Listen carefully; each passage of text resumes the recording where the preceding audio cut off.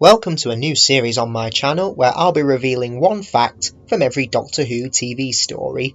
There are no opinions or reviews here, just simple facts that you may know or not know about every television story. Let's start at the beginning with the First Doctor era.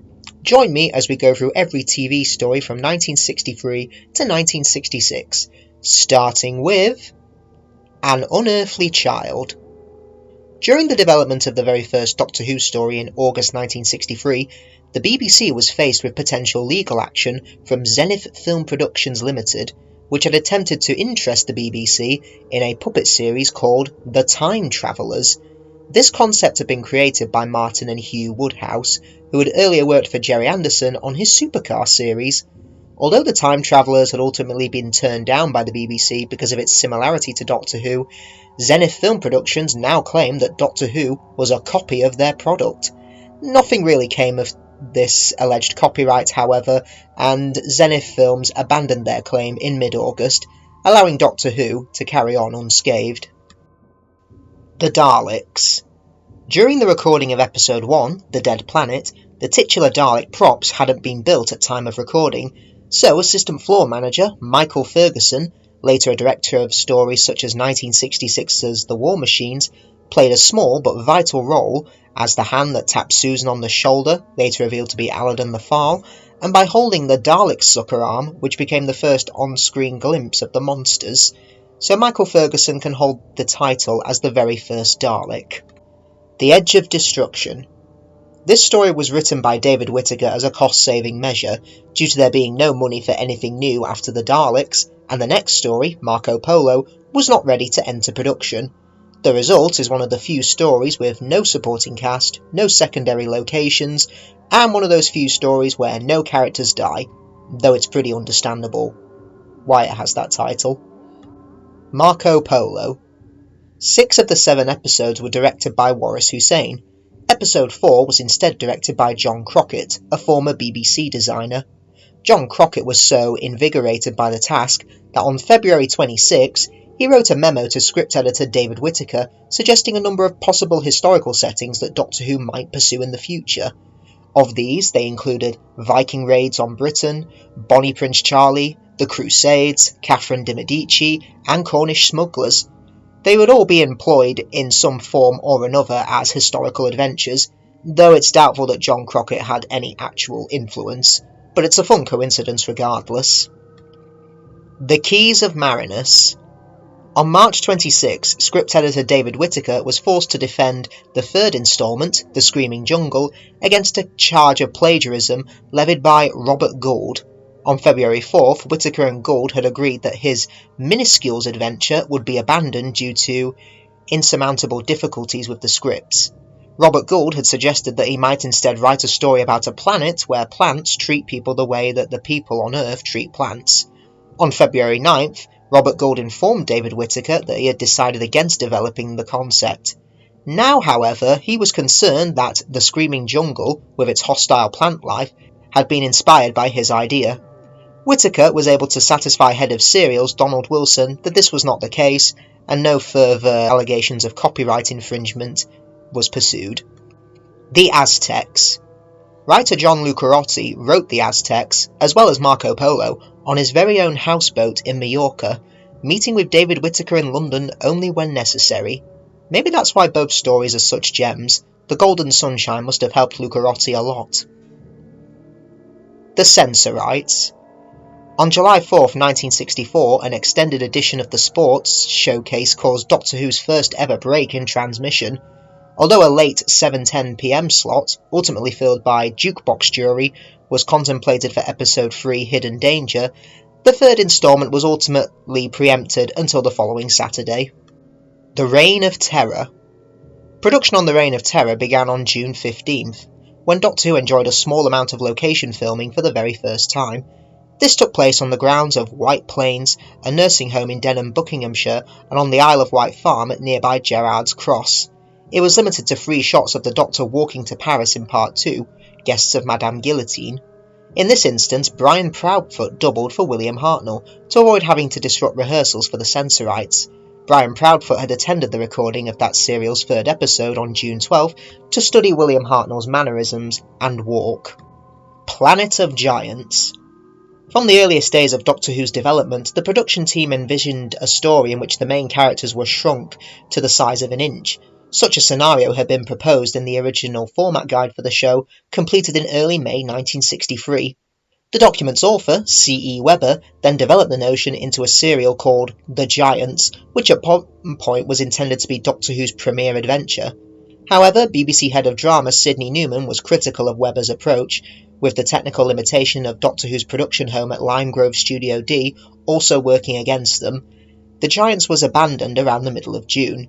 However, the idea of a minuscule story was then passed along to writer Robert Gould, and by mid-September this was scheduled as Doctor Who's fourth serial, but Robert Gould's script soon hit problems, and in early February 1964, he and story editor David Whittaker agreed that its development should cease. Finally, in late March, David Whittaker met with writer Louis Marks, who he knew via the Writers Guild. Louis Marks agreed to make a third attempt at a minuscule's adventure, and was commissioned to provide a storyline on April 14th. Whereas C.E. Webber's approach to the Giants was orientated towards action-adventure, Louis Marks took the opportunity to incorporate an environmental tale into the narrative. It took a while for this minuscule adventure to be realised on screen, but we got there eventually. The Dalek Invasion of Earth. This story is notable of being the final serial to feature the Doctor's granddaughter Susan as a regular companion. Writer Terry Nation proposed Susan's replacement in the form of a teenage rebel called Sayada, an English girl of Indian descent who, after Dortmund's death, was revealed to be his daughter. Sayada stowed away aboard the TARDIS at the conclusion of the Dalek Invasion of Earth, becoming the new companion. Subsequently, this character evolved into a white character named Jenny, and was obviously eventually replaced by Vicky. The Rescue. Episode 2, Desperate Measures, was taped on December 11th. An accident occurred during the sequence in which Barbara shot the sand monster, with the flash charge in the pistol discharging prematurely. Jacqueline Hill was badly startled and suffered some facial discomfort, but when the scene was remounted, a flash charge was detonated on the set instead of in the prop gun itself. The Romans. The broadcast of The Romans Part 1 on January 16th established another milestone for Doctor Who, as it rose to a new peak of 7th place amongst all programmes airing that week. With Doctor Who now earning consistently high ratings, Verity Lambert was informed on January 11th that the second recording block was to be extended from 26 episodes to 35. Furthermore, a third production block was already being guaranteed. This historical farce of all stories helped to shape Doctor Who's not-too-distant future. The Web Planet. One performer under consideration to play the Menoptera was Peter Purves, whom director Richard Martin felt would be wasted as a costumed alien butterfly. Several months later, however, he would instead cast Peter Purves as companion Stephen Taylor in The Chase.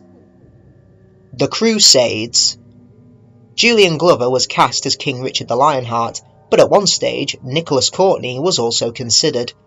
Nicholas Courtney would later create one of Doctor Who's most enduring characters when director Douglas Camfield hired him to play Colonel Lethbridge Stewart in 1968's The Web of Fear. The Space Museum. In developing his ideas, writer Glynis Jones called his villains Moroks as a play on moronic, with Lobos's name suggested by the word lobotomy. The Chase. On April 10th, the BBC recorded a performance of their new single Ticket to Ride at Riverside Studio 2 in Hammersmith, London. This footage was intended for the April 15th edition of Top of the Pops, but permission had to be obtained for a clip to be used in The Chase as well. It was a considerable departure from Terry Nation's original idea, which was to depict the band performing at a 50th anniversary concert, with the Fab Four dressed up as old men. It appears that the Beatles themselves were interested in this proposition, but it was vetoed by their manager, Brian Epstein. As we know, not all of the Beatles would make it to their 50th anniversary celebrations, but it's fun that Terry Nation was optimistic enough to suggest that idea. The Time Meddler. In composing his storyline, writer Dennis Spooner sought to reinvigorate the notion of a past adventure in Doctor Who, by imbuing it with science fiction elements confined only to the future serials that were currently in production. As such, Dennis Spooner effectively pioneered the pseudo-historical genre, which would soon supplant the traditional approach to historical serials in Doctor Who. To make the blend of styles effective, Dennis Spooner decided to use a setting which would be familiar to virtually any British viewer. So he chose the Norman conquest of Britain. This creative decision certainly had an impact on adventures set in history, as adventures set in the past would now have a strong sci-fi element or monster in their respective stories. Galaxy 4. Although Galaxy 4 was not a popular story with the stars of Doctor Who, it appears to have had a somewhat different reception amongst the production team. On October 14th, new producer John Wiles inquired with the BBC Copyright Department about the ownership of the rights to the Dravins, but while this suggests that he may have been contemplating a sequel to Galaxy 4, no story really ever came to be. The closest we got is a name drop in the Series 5 finale, The Pandorica opens in 2010. Mission to the Unknown. By this stage, the popularity of the Daleks was so great that writer Terry Nation was considering the possibility of spinning them off into their own show, perhaps even one which could be exported to the United States, a market which Doctor Who had so far failed to crack. He therefore viewed what was known as Dalek Cutaway as an opportunity to lay the groundwork for such a programme. To this end, Terry Nation developed the concept of the Space Security Service, with Agent Mark Corey as the main character, taking influence from the popular James Bond series that was dominating cinemas at the time. Sadly, nothing ever came of this proposed spin-off. The Mythmakers. This serial certainly had its aura of tragedy. William Hartnell was bereaved by the death of his Aunt Bessie, the only family member with whom he had been close to during his very troubled youth. Sadly, his responsibilities to the Mythmakers would prevent him from attending her funeral. The Daleks' Master Plan.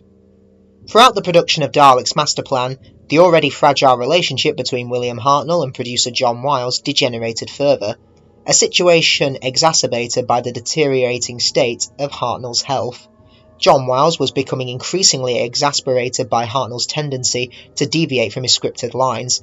The star's volatile temper also sparked a brief crew strike, arising from a dispute between William Hartnell and his costume dresser.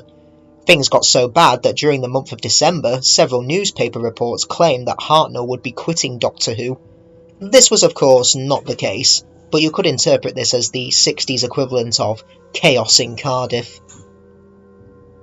The Massacre. William Hartnell plays the Abbot of Amboise, who is the spitting image of the Doctor.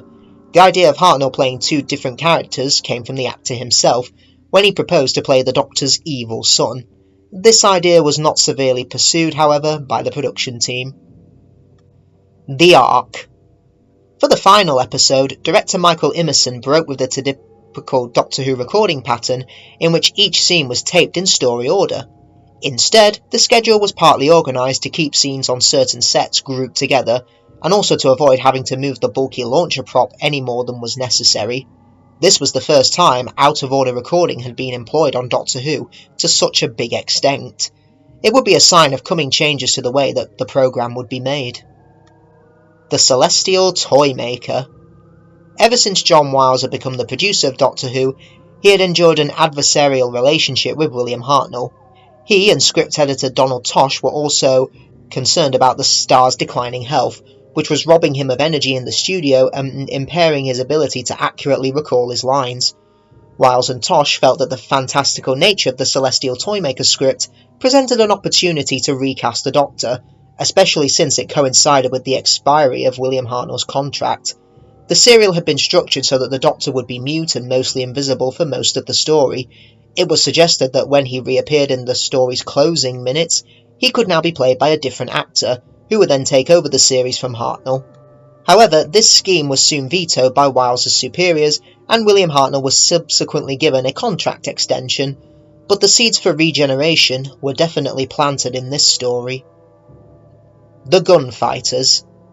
This serial gained Doctor Who's lowest appreciation index score to date. Indeed, no Doctor Who episode would ever fall below the 30% score achieved by Part 4, The OK Corral, on May 21st. These disastrous figures helped strengthen producer Innes Lloyd's concern that historical serials should be eliminated from Doctor Who altogether.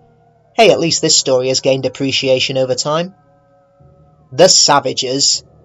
The taping of episode 4 on June the 3rd marked Peter Purvis's final work as companion Stephen Taylor on Doctor Who. Although he was ready to move on, he did suggest a serial be developed in which the Doctor returned to the planet of the Elders and the Savages to discover that Stephen's leadership had become thoroughly corrupt. At least for Tales of the TARDIS, this idea wasn't followed up on. The War Machines. Ian Stewart Black's scripts introduced a new companion called Richard, or Rich, to replace Stephen Taylor, who had been written out in The Savages. As the War Machines was scripted, Dodo and Rich met at the Inferno nightclub, where they were hostile but then flirtatious towards each other. When the Doctor discovered that Dodo had been hypnotised by Wotan, she fled and returned to the computer. Later, Rich would find her working in a warehouse to build war machines, and she felicitated his escape. Rich then stowed away aboard the TARDIS at the end of the adventure, joining the Doctor and Dodo in their travels. To fully update Doctor Who for the 1960s, however, the new companions would be Ben and Polly from contemporary London. The Smugglers.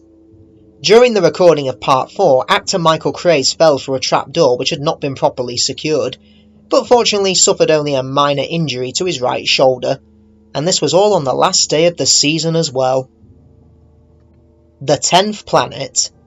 October the 8th marked the end of William Hartnell's tenure on Doctor Who.